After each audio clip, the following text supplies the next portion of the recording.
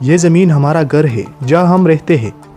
زمین ہمیں لاکھوں سالوں تک زندہ رہنے کے لیے ہوا اور پانی مہیا کرتا ہے، جس کی وجہ سے ہم تمام انسان اور دیگر جاندار اس زمین پر زندہ ہیں۔ لیکن کیا آپ نے کبھی سوچا ہے کہ جس زمین پر ہم رہتے ہیں وہ کیسے بنی؟ اس کی شروعات کیسے ہوئی؟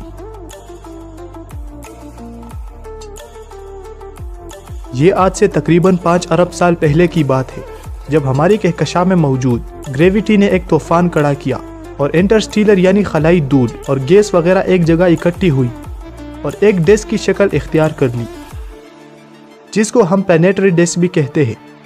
اس ڈسک کا بننا ایک نئی ستارے کے بننے کا اشارہ کرتی ہے، لہٰذا جب یہ ڈسک بنا تو ہماری سورج کا جنم ہوا، جس نے اس وقت اس ڈسک میں موجود 99% دھول اور گیس اپنے اندر سمو لیے، اور باقی بچے کچھ گیس اور دھول سے ہماری نظام شمسی کے 8 سیارے بنے، اور اس نظام شمسی میں موجود ہر شے بنی۔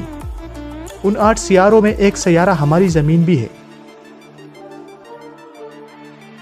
ہماری زمین اس وقت سورج سے کافی دوری پر تھی، لیکن باوجود اس کے بھی ہماری زمین کافی گرم تھی، جو اس وقت زندگی کے لائق بالکل نہیں تھی۔ اس وقت زمین کا چاند بھی نہیں تھا، جس کی وجہ سے زمین کے مدار میں ٹھہراؤ بھی نہیں تھا، اور اس کی وجہ سے زمین میں موسموں کا ٹھہراؤ بھی نہیں تھا۔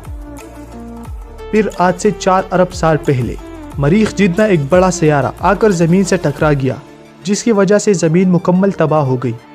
لیکن اپنے ملبے کو سمیٹنے کے لیے زمین نے پھر سے ایک ڈسک کی شکل لے لی۔ وقت کے ساتھ ساتھ اس ڈسک میں زمین نے واپس جنم لیا، اور جو سیارہ زمین سے ٹکرا گیا تھا اس کا ملبہ اکٹھا ہونے لگا، اور پھر اس سے ہمارا چاند بنا، جس کی وجہ سے زمین کا ٹھہراؤ پیدا ہو گیا اور موسموں میں بھی ٹھہراؤ پیدا ہو گیا، جو آج بھی قائم ہے۔ اس وقت بھی ہماری یہ زمین بہت گرم تھی اور اسے ٹھنڈا ہونے میں بہت وقت لگا۔ ٹھنڈا ہونے کے بعد بھی زمین کچھ چیزوں کی گھیرے میں تھی، جس میں نائٹروجن اور کاربن ڈائی آکسائڈ شامل تھے۔ اس وقت نہ تو پانی کا اور نہ آکسیجن کا نام و نشان تھا۔ زمین کے بناوٹ کے 50 کروڑ سال بعد زمین پر شہابیوں کی بارش ہونے لگی، اور یہ شہابیاں اپنے ساتھ پانی لاتی رہی، اور یوں یہ عمل کروڑوں سالوں تک جاری رہا۔ اب زمین پر کافی پانی اکٹھا ہو گیا تھا، لیکن زندگی کے لیے ابھی بھی ایک چیز کی کمی تھی، اور وہ تھی آکسیجن۔ ہماری زمین پر زندگی کی شروعات کب ہوئی اس بارے میں ہمیں ٹھیک طرح سے معلوم نہیں ہے، لیکن ایک اندازے کے مطابق 350 یا 370 کروڑ سال پہلے ایک خلیے والے بیکٹیریا کا جنم ہوا، جو اس وقت پانی کی گہرائیوں میں اکٹھے موجود تھے۔ پھر انہی بیکٹیریوں میں سے ایک نسل پیدا ہوئی، جس نے سورج کی شعاعوں کو نگل کر فضلے کی شکل میں آکسیجن خارج کرنا شروع کر دیا۔ اس وقت آکسیجن کی یہ مقدار بہت کم تھی، لیکن آہستہ آہستہ یہ مقدار بڑھتی رہی، اور پھر ایک وقت ایسا آیا کہ کاربو بیکٹیریاز نے زمین کو آکسیجن سے بھر دیا۔ یہ زمین میں ایک تبدیلی تھی جس نے زمین کو اس قابل بنا دیا کہ زمین پر زندگی کی شروعات ہو سکے، لیکن اس وقت بھی زمین بہت گرم تھی، اور آج کے جاندار اس ماحول میں نہیں رہ سکتے تھے۔ اس وقت زمین پر جو مخلوق آباد تھی اسے ہم ڈائنوسورز کے نام سے جانتے ہیں، اور تقریباً 15 کروڑ سالوں تک وہ زمین میں راج کرتے رہے۔ لیکن قریب 6 کروڑ سال پہلے دوبارہ شہابیوں کی زمین سے ٹکرانے کی وجہ سے جانداروں کی یہ نسل بھی ہمیشہ کے لیے ختم ہو گئی۔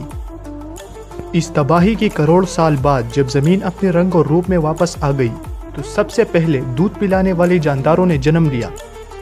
وہ حجم میں چھوٹے تھے، اور وقت کے ساتھ ساتھ ان میں تبدیلیاں آتی رہی اور ارتقاء کا سلسلہ جاری رہا، اور ایک دن ایسا آیا کہ یہ ارتقاء انسانی شکل اختیار کر گیا، اور قریب 2 لاکھ سال سے انسان آج بھی اس زمین پر آباد ہے۔